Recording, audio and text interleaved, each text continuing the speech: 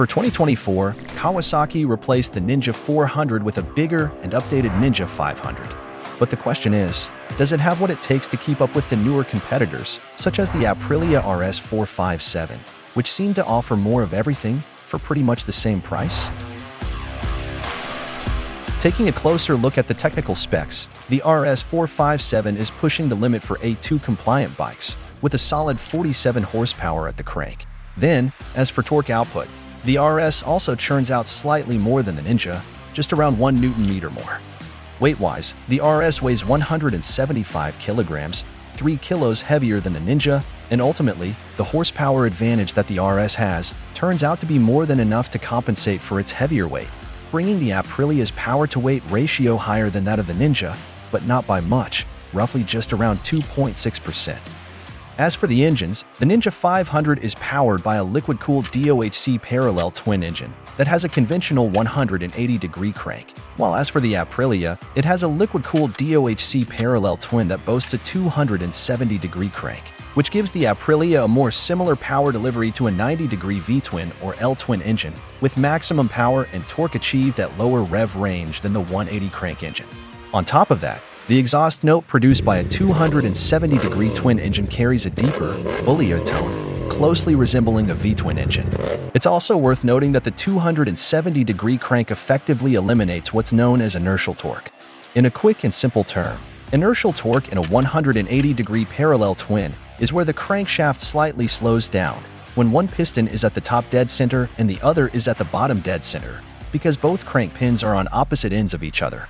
But with 270-degree crank, it eliminates this inertial effect, thus providing a more direct throttle response.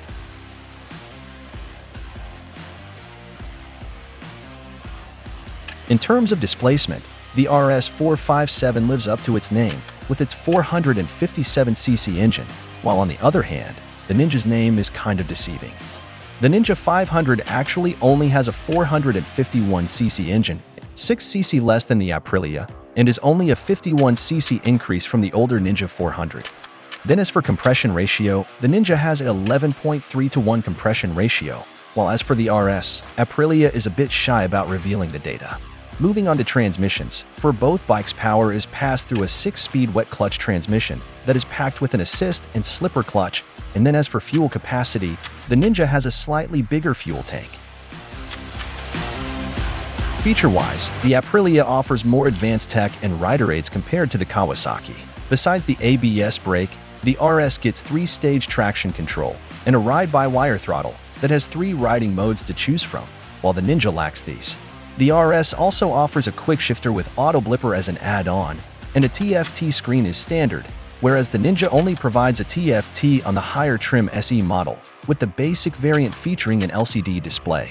However, both the standard and SE models of the Ninja 500 come equipped with Bluetooth connectivity, whereas for the RS, it's available as an additional add-in. Moreover, the SE model Ninja 500 boasts a keyless system, which is the only feature that the Ninja has, and the RS doesn't offer.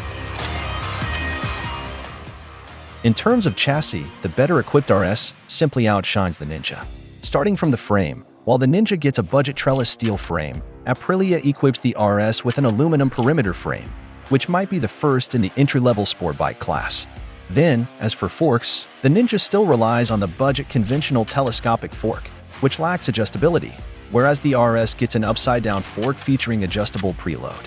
At the rear, there is a monoshock with adjustable preload on both bikes. And then in terms of stopping power, the Ninja again gets a budget component, a 2-piston axial mount caliper for its front brake, while on the other hand, the RS gets a 4-piston radial mount caliper from Bybri that has braided brake lines as standard. Aprilia offers 3 color options for the RS, and Kawasaki has a wider range of colors to choose from. But for now, we are going to focus on the SE model color schemes only.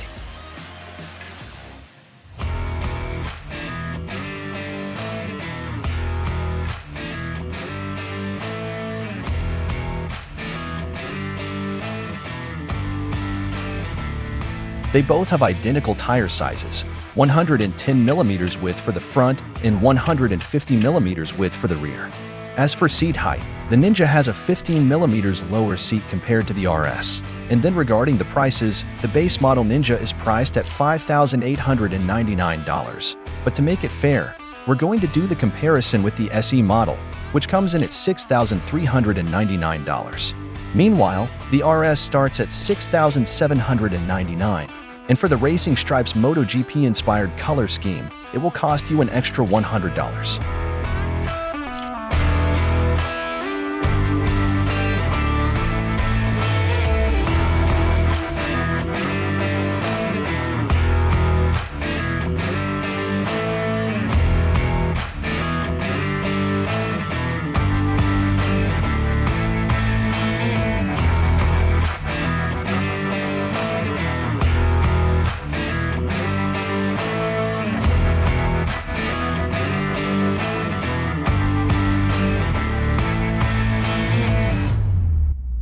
If you want to know what's different between the new Ninja 500 and the old Ninja 400, check this out.